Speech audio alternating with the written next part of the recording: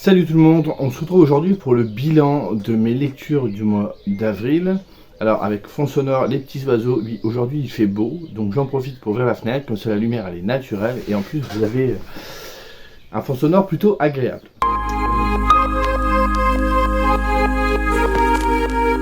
Ce mois d'avril c'est plutôt mitigé encore une fois, il y a des lectures très bonnes, enfin que j'ai beaucoup appréciées. Il y en a d'autres où je suis un peu plus mitigé, mais dans l'ensemble, j'ai pas de grosses déceptions non plus. Alors, aujourd'hui, je ferai peut-être pas un manga, un machin, un roman, parce que en fait, j'ai pas lu énormément de mangas. Alors, j'en ai lu, j'ai lu ceux-là, mais je vais pas vous en parler, je vous parlerai quand j'aurai tout lu. Et bien évidemment, les Demon Slayer, mais voilà. Donc j'en ai lu 4, je vous les montre, j'en parlerai vraiment à la fin, je vais pas vous en parler maintenant. Donc voilà. J'ai lu le 9, le 10, le 11, le 12 avec Dorian. Et on continue sur le mois d'après. Donc là, 12, on arrive à la moitié, on a 23. Ça se passe plutôt bien. Enfin, j'aurai des choses à dire, mais on y reviendra un petit peu plus tard. Concernant notre sujet, j'ai d'abord commencé le mois, comme d'habitude, depuis le mois de janvier, par un tome d'Harry Potter. Ici, on est sur le tome 4, c'est Harry Potter et la Coupe de Feu. C'est écrit par J.K. Rowling, c'est publié ici, chez Folio Junior. Je ne rentre pas dans l'histoire, je pense que vous saisissez un petit peu qui est ce petit Harry Potter, avec sa petite cicatrice en forme d'éclair et qui se rend à Poudlard. Dans ce tome 4, on est avec la Coupe des Trois Maisons, je crois, si je dis pas de bêtises. Ouais, il y a un espèce de concours qui s'ouvre, qui n'a pas été ouvert depuis des années. À la base, c'était un concours qui faisait beaucoup de morts, qui était assez violent, pour départager des maisons de sorcellerie, notamment ici on aura Beaubaton qui représente la France, et il y a celle qui représente un pays de l'Est, je ne sais plus où, et je ne sais plus le nom de la maison, bref. Donc du coup ça s'ouvre sur la Coupe du Monde de Quidditch, il se passe plein de choses. Alors j'ai trouvé que cette première partie était un petit peu longue, pas désagréable cela dit, parce que j'adore ce que je lis. Mais ouais, je me souviens plus que c'était aussi long avant de vraiment démarrer, c'est vrai que ça doit commencer vraiment à la page 200 qu'on arrive à Poudlard, quoi. Mais elle arrive quand même à nous captiver, on est toujours autant inclus dans cette petite bande de potes qui sont Hermione, Ron et Harry. Et on les suit toute cette année, enfin moi j'ai encore passé un super bon moment. Je me souvenais plus de certains trucs, mais du coup c'est rafraîchi un petit peu dans ma mémoire. Je l'ai lu avec Dorian et avec Petit Binôme pour le coup. Et voilà, c'est vraiment le tome charnière, on est au 4, donc il y en a 7 comme vous le savez, et on est vraiment celui où ça va basculer et où le sombre va arriver. Déjà à la fin de ce tome, il se passe quand même des trucs de godin. Même au début, quand ils sont en cours des forces du mal, il y a déjà des trucs où je trouve que d'un seul coup, J.K. Rowling, elle arrive à imposer une ambiance où elle parle des sorts interdits, ou je sais plus exactement les termes, dont Avada Kedavra, et Kedavra, enfin je ne sais plus. Au début, je ne suis pas un expert. Et franchement, déjà là, je trouvais que d'un seul coup, on sent que ça devient sérieux, que ça rigole plus.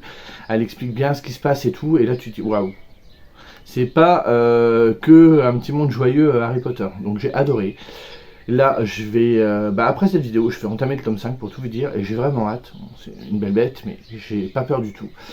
Et j'ai hâte de découvrir la suite. Mais j'en parle pas plus parce que je pense qu'Harry Potter, tout le monde l'a lu. Ou presque, ou au moins vu. Et sinon, comment vous avez fait sans voir ou sans lire Harry Potter? J'aimerais bien le savoir, à moins que ça ne vous intéresse pas, bien évidemment. Comme deuxième lecture, j'ai lu en lecture commune, encore avec Dorian, il est partout décidément, et Stéphanie, Chronique de Lully, le premier tome de la Dupree de Guenièvre, le premier tome de l'Ascension de Camelot avec la Dupree de Guenièvre de Kirsten White, c'est publié chez De Saxus. Bel objet livre, hein, franchement, moi je le trouve quand même plutôt joli. Alors faut aimer le jaune, je dis ça parce que je sais que Dorian n'aime pas le jaune. Voilà, je le trouve très joli. Ici, c'est une réécriture du mythe arthurien, donc autour d'Excalibur et tout ça. On y suit une jeune femme qui arrive, qui est prête à se marier avec Arthur, qui est Guenièvre, mais en fait, c'est pas la vraie Guenièvre. La vraie Guenièvre. La vraie Guenièvre est morte et elle, c'est un substitut. Personne ne doit savoir qui elle est là pour protéger le roi Arthur. Voilà en gros pour le début de l'histoire, donc ça se passe toujours à Camelot, on a toujours le même personnage. Je ne connais que très peu de choses du mythe arthurien. Je suis en train de rectifier le tir, vous comprendrez à la fin de la vidéo. Mais voilà. Alors je pense quelqu'un qui connaît très bien la légende arthurienne peut se faire plus ou moins spoiler, voire peut devancer certains éléments de l'intrigue. Parce que comme elle reprend les mêmes personnages, qui restent avec l'essence même de ce qu'ils sont, elle va changer vraiment l'histoire et la quête autour. Il y a déjà des éléments qui restent en place, comme Excalibur, comme Arthur, comme les personnages, le lieu. Donc voilà, ça peut spoiler un petit peu certaines personnes, sinon ça se lit très bien. Alors moi j'y connaissais rien, j'y suis allé avec énormément de réticence, j'avais hyper peur parce que j'avais entendu tout et son contraire quand ce titre est sorti, donc c'est un petit peu le titre qui a également fait polémique suite aux notes qui étaient restées dans le manuscrit. La rédaction du titre, enfin l'édition, n'est pas exempte de défauts. Stéphanie a relevé qu'il y avait un souci concernant un terme, je peux pas vous le dire, ça peut être du spoil, mais c'était pas le bon mot. Il y a eu un lapsus de fait là-dessus, et c'est vraiment dommage, comme quoi la maison d'édition, des fois, elle devrait vérifier un peu plus les manuscrits avant de les publier. Sinon, ça reste relativement accessible. Franchement, si vous êtes débutant en fantasy, que vous voulez commencer avec un truc, avec une base plus ou moins connue dans l'inconscient collectif, on connaît tous plus ou moins le mythe d'Arthur, Excalibur, on a tous vu, voilà, tous vu, tous entendu un truc là-dessus. Donc on est un petit peu en terrain inconnu. Allez-y, franchement, c'est très abordable, ça se lit super bien. C'est un peu contemplatif. C'est vrai qu'il ne se passe pas énormément de choses. Malgré tout, moi j'étais aux côtés de Guenièvre et je ne me suis pas ennuyé un seul instant. Il y a quand même un petit côté, un angle féministe dans ce récit parce qu'on va suivre du coup Guenièvre qui doit protéger Arthur. On inverse un petit peu les rôles. Et sur certaines thématiques, alors j'ai lu au début du mois donc je ne me rappelle plus de tout, mais on sent quand même la volonté de l'autrice de quand même être sur le girl power, vous voyez. Et c'était vraiment sympa. Alors je dis pas que ce tome-là m'a retourné la tête, mais franchement j'étais agréablement surpris parce que je m'attendais pas du tout à apprécier. J'étais même parti défaitiste et au final je ressors plutôt conquis. Le système de magie reste relativement faible, je trouve. Il était sympa mais très répétitif. Et au bout d'un moment tu te dis ouais, c'est pas non plus très recherché. Mais voilà, si vous êtes débutant en fantasy, que vous voulez découvrir un petit titre fort sympathique, n'hésitez pas. Allez-y, c'était franchement sympa. Je lirai la suite, non pas au mois de mai, mais au mois de juin. Donc je vous le dis, de toute façon vous l'avez vu, vous avez vu ma palle de mai, donc vous en doutez. Mais je lirai la suite au mois de juin et au mois de juillet, et j'ai quand même hâte de découvrir la suite de cette histoire, où là on a vraiment les balbutiements, et elle introduit vraiment son truc. Voilà, ça va commencer vraiment à causer dans le tome d'après, je suppose, vu la tournure des événements. Ensuite, une fois que j'ai lu mes 2 lectures communes et que j'ai honoré mes engagements, je me suis dit je vais quand même commencer Avril autour de la SF. Il y avait déjà 15 jours de passé, oui j'ai mis une semaine à lire chaque titre, c'était un petit peu chaotique.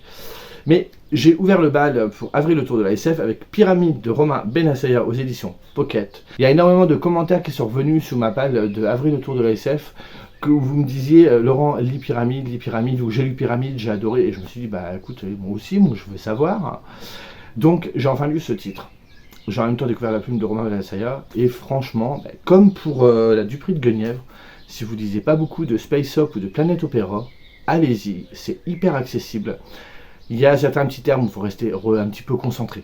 C'est vrai, il y a 2-3 trucs, mais sinon ça se lit hyper bien. Je trouve que l'auteur arrive à nous happer dès les premières pages, et après c'est que du kiff. Dans cette histoire, pour ceux qui ne l'ont pas lu, on est en 2182.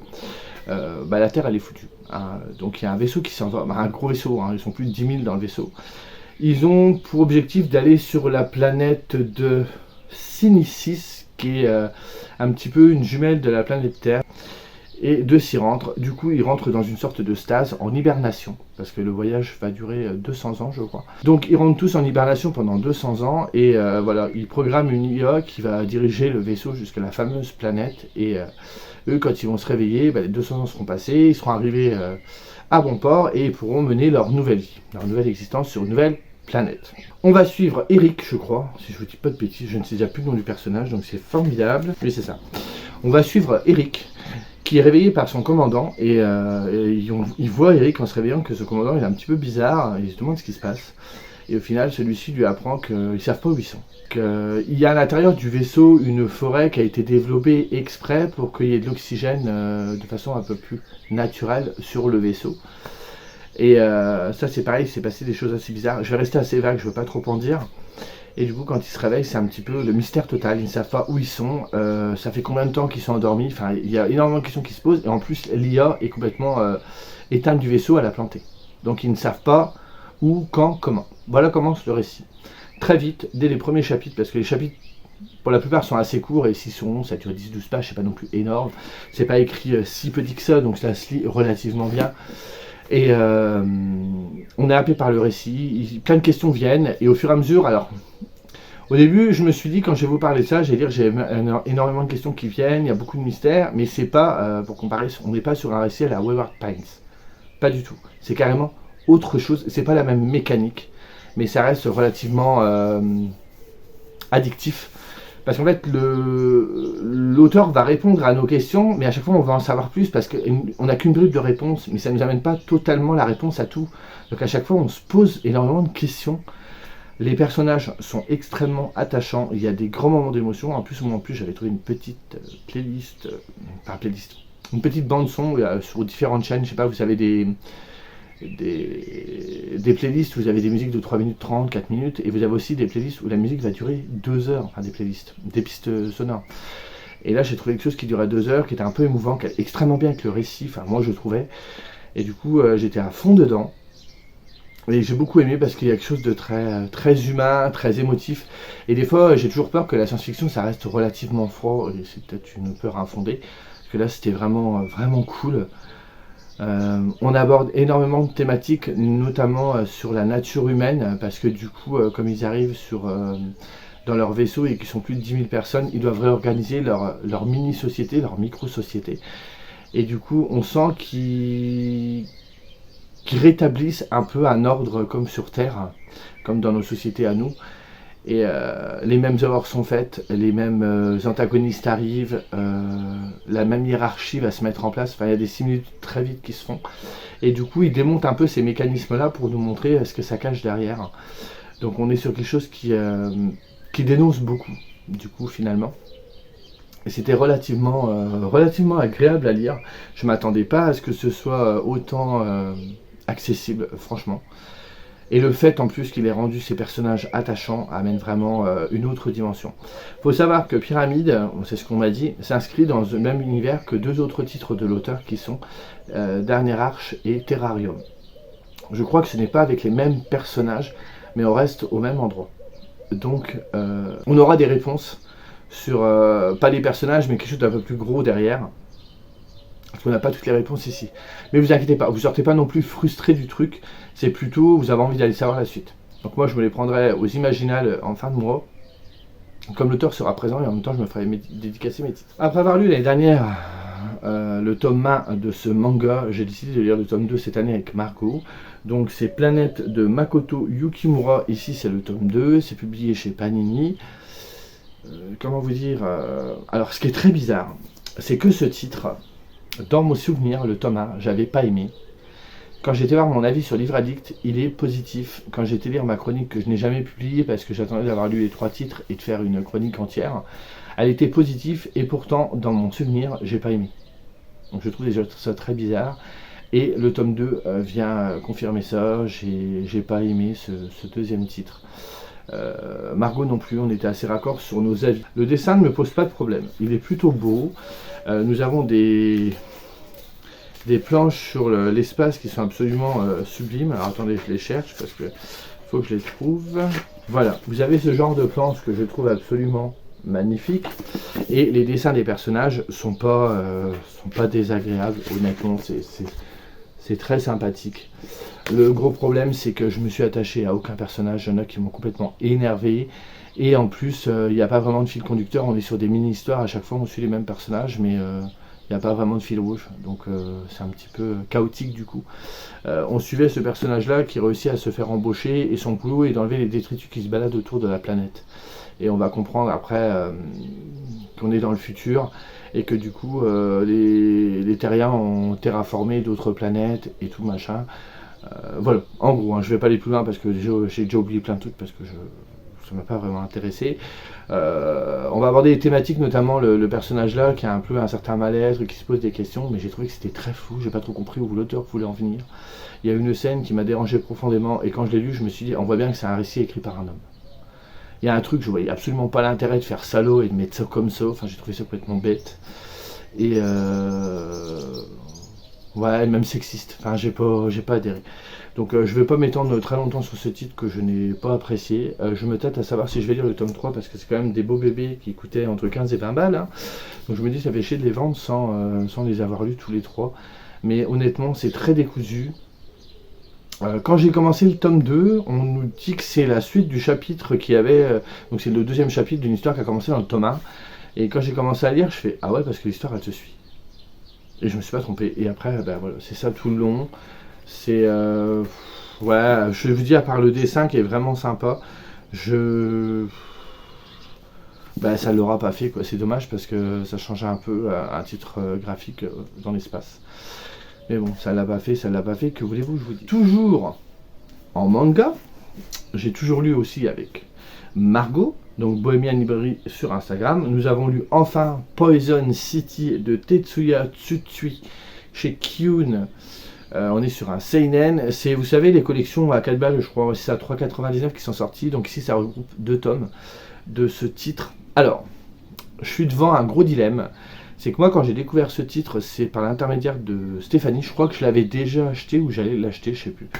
Et Stéphanie l'avait déjà lu et elle le conseillait, elle disait que c'était très bien et tout. Donc je me suis dit, tiens, Stéphanie, elle s'y connaît quand même en manga, donc je lui fais confiance. Je dis, tiens, il faut que je teste. Et en fait, quand j'ai commencé ce titre, Stéphanie n'avait rien dit sur la thématique. Et en fait, je me pose beaucoup de questions et je me dis que j'ai peut-être pas envie de vous spoiler la thématique et vous laisser y aller de vous-même. Je ne sais pas si cette collection est encore disponible actuellement, peut-être d'occasion, ou peut-être en bibliothèque, je ne sais pas. Parce que c'est sorti quand même il y a 2 ans, je crois. Voilà, on va parler d'une thématique qui a touché l'auteur de près. Il en a écrit une histoire pour un petit peu avoir un argumentaire pour se défendre sur ce qui lui est arrivé. Il a été incriminé sur quelque chose. Mais également pour dénoncer un thème qui touche beaucoup les maisons d'édition, qui touche aussi beaucoup les lecteurs, qui entraîne beaucoup de débats, pas toujours positifs. Une thématique assez intéressante, qui est ici développée par l'auteur, que j'ai trouvé que c'était fait vraiment de façon très accessible encore une fois, mais très intéressante, très intelligente. Oh, je peux pas vous dire, j'ai pas envie de vous spoiler en fait, parce qu'en fait la couverture ne reflète absolument... reflète et ne reflète pas le récit. C'est-à-dire, vous allez croire que vous arrivez dans un post-apo, et en fait, vous arrivez sur carrément autre chose. Et c'est assez surprenant au début, tu comprends pas tout, tu fais quoi? Comment? Et du coup, à la fin de chaque chapitre, l'auteur nous explique le pourquoi du comment. Donc je vais rester assez vague, je vais pas aller plus loin. En plus, je me rends compte que j'ai plus beaucoup de batterie, donc j'espère que j'arriverai à aller au bout de cette vidéo. Donc voilà le style du dessin qui est plutôt sympa. Moi, j'ai beaucoup aimé le style de l'auteur. C'est à mettre entre toutes les mains. Si vous n'êtes pas un adepte du manga, je pense que ça vous parlera aussi. Donc ici, on va parler dans le système japonais éditorial, si vous voulez. Mais je pense que ça touche aussi les autres pays et ça reflète aussi un problème que l'on a aujourd'hui et qu'on rencontre notamment sur les réseaux sociaux et qui, moi, il me fait souvent grincer les dents. Mais voilà, je n'en dirai pas plus. Donc je vous laisserai découvrir ça. Et ouais, je m'en sors un peu comme ça. Encore une lecture commune. Je n'ai fait que ça ce mois-ci. J'ai fait que des lectures communes presque. J'ai découvert avec le coin lecture de Galae, donc Laetitia, le premier tome de Gamma 212 de A.F. Tognoni, avec le premier tome qui s'appelle Séparation, qui est sorti en auto-édition. Je tiens 30 secondes à m'arrêter sur cette édition qui est absolument magnifique. Rendez-vous compte que ceux qui ont encore des réticences sur l'auto-édition, c'est de toute beauté, c'est très bien agencé. Il y a un petit effort qui est fait sur... donc moi j'avais eu le petit marque-page en le prenant sur son stand. J'ai eu une petite dédicace. Voilà, il y a un petit effort qui est fait. Là, c'était vraiment sympa.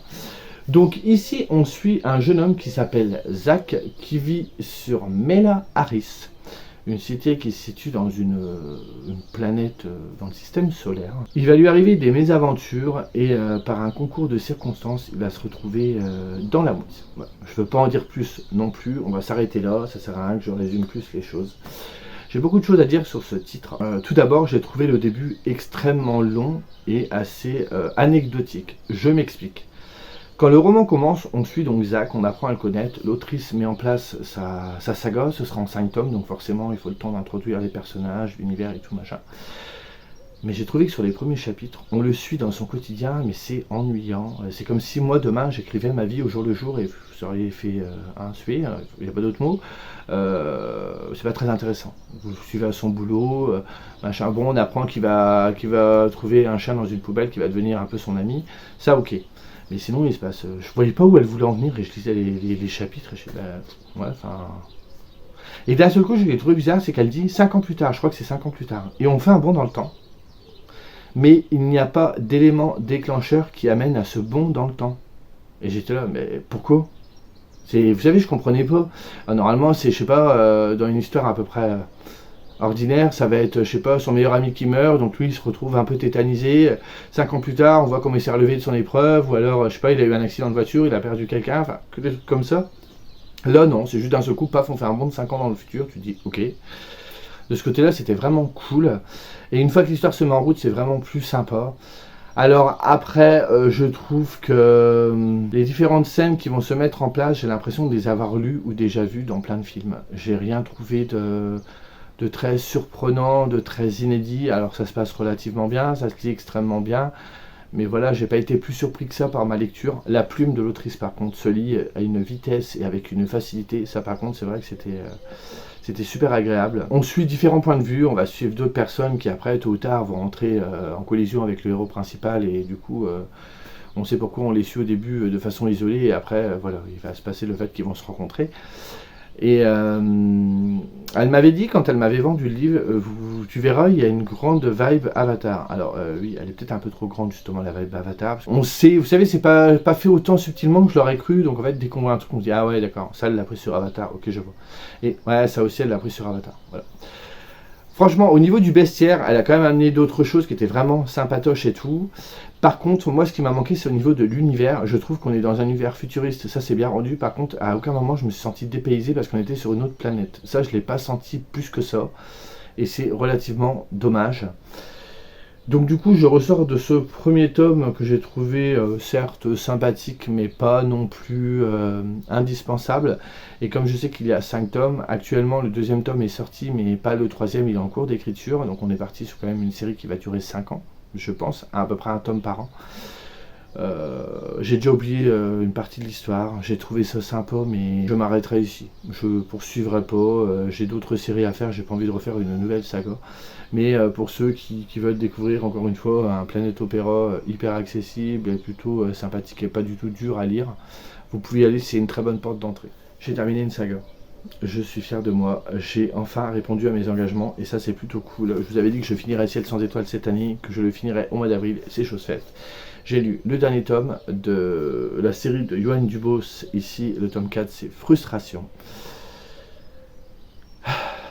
Comment vous dire, pour vous résumer vaguement l'histoire, dans le tome 1, il y a une équipe de scientifiques qui est dans l'espace et qui va taper sur une espèce de barrière et en rentrant en collision avec cette barrière, il y a une frontière qui disparaît sur Terre, c'est que les êtres humains voient les êtres fantastiques, c'est-à-dire les fées, les loups-garous, les monstres qu'on voit que dans les titres de fantasy, ils apparaissent tous devant soi, et à partir de ce moment-là, il va falloir que les deux espèces, on va dire entre guillemets, cohabitent. Donc ensuite, on fait un bond dans le futur, et on se rend compte du coup que les années ont passé et que du coup tous ces gens-là doivent cohabiter ensemble. Et voilà pour le début de l'histoire, mais vraiment le début. Nous on va faire la connaissance de Miranda et de son équipe. Miranda, c'est le petit grain de folie, le petit piment dans ce récit que j'ai complètement adoré. J'ai passé un excellent moment, j'ai retrouvé la plume de Yoann qui était vraiment top. Ça se lit super bien, je trouve qu'il a une façon encore une fois de nous créer des personnages hyper charismatiques, Miranda en tête. Les dialogues sont vivants, sont pleins de punch, c'est du ping-pong. Et je trouve que on entend les personnages parler en fait quand on lit les dialogues. C'est quelque chose d'assez agréable. On va toucher plein de thématiques sociétales, donc on va parler de religion. On va parler de racisme, on va parler de nos sociétés. Ce livre est un peu un miroir de notre société. Ça se passe dans le futur, mais il nous explique encore une fois que les problèmes qu'on vit dans le futur sont exactement les mêmes qu'on a aujourd'hui. Donc c'est politique, mais c'est vraiment intéressant. Yoann a une façon de vous expliquer les choses, il le fait avec une facilité, je serais incapable de le faire, mais c'est vraiment topissime. Seul hic pour moi, je trouve que l'intrigue se résout beaucoup trop vite. Il y a tout un truc au début, là on sent que dans le tome 4, voilà, il reprend les choses en main, on sent qu'il y a une quête à accomplir, il y a quelque chose à faire, ça c'est un petit peu long mais ça se fait très bien, il y a des notes d'humour, moi j'avais beaucoup le sourire, il amène aussi toutes ces intrigues avec leurs conclusions, c'est plutôt sympa, il y a des mystères qui sont résolus au fur et à mesure de l'intrigue, mais le gros fil rouge est résolu, mais franchement je tournais les pages, Et ça faisait comme un compte à rebours, mais je dis, Johan, comment tu vas réussir à te débrouiller pour finir? Là, ça va être chaud, ça va être chaud, ça va être chaud. Et pour moi, ça se finit beaucoup trop vite, beaucoup trop facilement. Et c'est vraiment dommage. J'ai pas détesté cette tétralogie. Par contre, je reste sur mon avis. J'ai préféré le tome 1. Le tome 2 était sympa. J'ai pas aimé le tome 3, désolé, mais moi je sais pas vraiment passé. J'ai pas compris trop l'intérêt. Et ce tome 4 était plutôt sympa. Je trouve que 4 tomes, ça fait un petit peu beaucoup. Et quand la condensant peut-être en 3 tomes, enfin c'est comme mon avis, attention. Mais ça aurait peut-être gagné un peu en... On se serait moins perdu, je pense. Ouais, il y a des choses qui n'avaient pas de raison d'être, mais après, voilà, c'est mon avis personnel. C'est pas moi l'auteur de cette série de livres. Et j'aurais quand même passé quand même un bon moment avec ce titre. Bon, me revoilà encore une fois, j'avais tout éteint, j'avais plus de batterie, donc j'ai attendu que le téléphone se recharge un peu avant de vous reprendre. Donc ne vous étonnez pas si le cadre a un petit peu changé. C'est bête, hein, il me reste un livre à vous parler. Oui, j'ai un petit peu speedé sur la fin, du coup, comme il n'y avait plus de batterie, je voyais que ça clignotait, ça allait s'éteindre. Ça me marquait un compte à rebours, et je dis ça y est, j'aurai pas le temps de finir de vous parler de frustration. Donc je ne sais plus où j'en étais, donc je reviens une dernière fois en disant que j'ai bien aimé, mais voilà, je ressors un petit peu frustré du coup de ce tome 4. Et pour finir, dernière lecture de ce mois d'avril. J'avais commencé un livre jeunesse que j'ai stoppé. Je le reprendrai à un autre moment parce que j'avais commencé et puis les jours d'après, pour tout vous dire, j'ai joué à Tomb Raider. Donc je sentais que je n'accrochais plus, donc j'ai laissé tomber, je ne force plus. J'ai sorti ce titre qui sera un petit peu un avant-goût au mois de la fantasy. Oui, quand vous verrez cette vidéo, le mois de la fantasy sera bien entamé. Pas pour moi, donc au moment où je vous parle, oui, je tourne un petit peu des vidéos en avance pour avoir un petit peu l'esprit frais sur mes dernières lectures, parce que quand je vous parle des premières, à part Harry Potter qui reste bien en mémoire, j'ai du mal à me souvenir de tous les arguments, comme si je venais de terminer la lecture. Bref, je crois que j'ai d'ouvrir une vidéo alors que je vous parle pour ne rien dire. J'ai terminé du coup ce mois d'avril avec le roi Arthur et Excalibur dans le rocher. Donc c'est le premier numéro de la collection Mythes et légendes du roi Arthur qui est publié chez RBA. On a mené l'enquête avec Petit Binôme pas plus tard que cet après-midi et il semblerait que cette collection contiendra 45 tomes.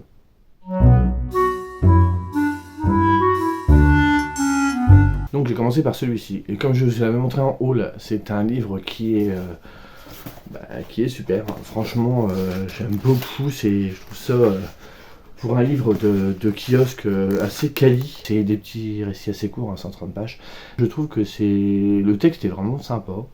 Et dans ce premier numéro, on revient sur les origines d'Arthur. Alors moi, il faut savoir que le roi Arthur, j'y connais mais rien du tout. Donc très peu de choses chez Arthur, la Dame du Lac, Excalibur, Camelot. Voilà. En gros, j'exagère un tout petit peu parce qu'il y a Merlin aussi. Mais en gros, ça s'arrête là, j'ai jamais persévéré. Donc bref, ici on revient sur Arthur quand il est enfant. Ensuite, on le voit adulte et ensuite on voit quand la prophétie se réalise et qu'il sort Excalibur du rocher. Et on revient là-dessus et du coup, le fait qu'il sort Excalibur du rocher va provoquer certaines choses au niveau du peuple anglais. Et du coup, c'est ça qui est relaté dans ce premier numéro. Ça se lit très bien, ça va à l'essentiel. Je trouve qu'on arrive à avoir des personnages attachants quand même. On s'attache à Arthur, on s'attache à Merlin, on nous montre un petit peu le rôle de chacun, surtout Merlin, quel rôle il va jouer par rapport à Arthur. On voit qu'Arthur il est un petit peu immature parce que quand il enlève l'épée du rocher il est assez jeune, mais franchement pour aborder la légende arthurienne, c'est cool et c'est un petit peu du coup romancé parce qu'on nous relate un peu les choses et tout. On finit sur un petit cliffhanger et du coup on a envie de savoir la suite. Et ce qui est très cool dans cette édition, c'est ce qui se trouve à la fin que j'ai trouvé vraiment sympa. Vous avez une carte qui reprend toute la Grande-Bretagne pour nous expliquer un peu les différents lieux et tout ça. Vous avez tout l'arbre généalogique pour pas se perdre avec tout ce qui est autour du mythe et des différents protagonistes. Vous avez tous les blasons de toutes les différentes familles ou royautés que l'on rencontre. Et vous avez après une petite annexe qui revient sur certains trucs. Je sais que notamment on revient sur Arthur et le pourquoi du comment il est apparu dans les légendes, dans quel premier texte il est apparu, Pourquoi Arthur? Excalibur, on nous dit que c'est inspiré d'autres récits, enfin, c'est vraiment assez complet comme collection. Je suis très content de la faire, je trouve que c'est hyper accessible parce que moi je suis extrêmement novice et je pense que pour des gens qui sont plutôt fans, je pense à Petit Binôme qui est extrêmement fan d'Arthur et de la légende arthurienne, il trouvera aussi son compte. Donc voilà, c'était vraiment très bien pour finir ce mois d'avril. Enfin, je l'ai fini aujourd'hui, le 1er mai, mais bon, ça on le dira pas. Donc voilà pour ce petit bilan lecture du mois d'avril, j'espère que ça vous aura plu. Encore une fois, comme je dis, je vais assez vite sur les livres, je m'étale plus comme avant, parce que je ne prends plus de notes et j'y vais un petit peu au feeling. Est-ce que ce mois d'avril pour vous s'est bien passé? Avez-vous eu des très bonnes lectures, des coups de cœur? Comme d'habitude, on en parle en commentaire et je vous dis à la prochaine. Salut.